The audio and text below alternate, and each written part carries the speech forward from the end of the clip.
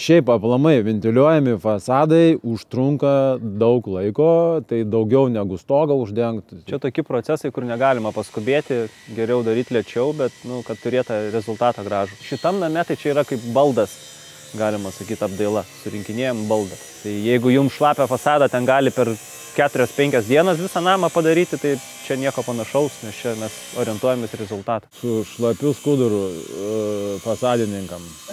Ten daro šūdą, o mes į rezultatą. Tai pasakė. Stinai išmoksi tu iš manęs jau. Tai gavosi.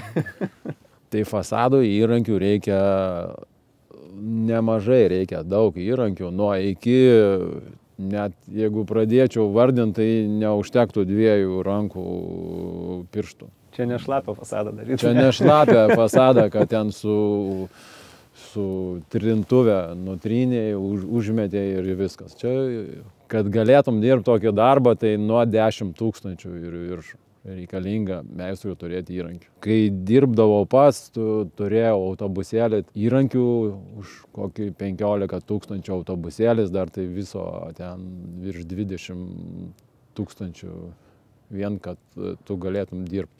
Apkrovos ir fasadas medinis. Tai apkrovų architektai jie neskaičiuoja, skaičiuojam konstruktoriai arba šiuo atveju mes. Justinas yra konstruktorius, inžinierius, jisai tai mums todėl labai lengva, kada galim patys skaičiuotis, vertintis ir priiminėti sprendimus. Ar tokie fasadai tinkami Lietuvos klimatui? Taip.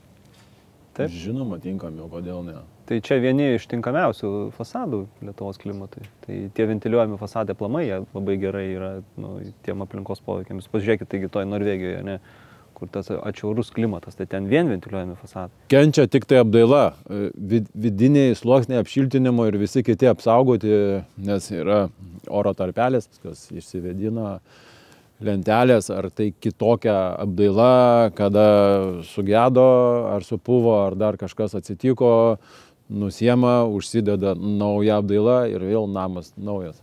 Taip, ir pačiam namui sveikiau, nei jisai perkaista, nes tiesiogiai saulė veikia apdailą, o ne šiltinimo sluoksnį. Ir statybininkam geriau, yra daug daugiau darbo ir medžiagų pardavėjam. Visiems yra geriau nuo to tik tai.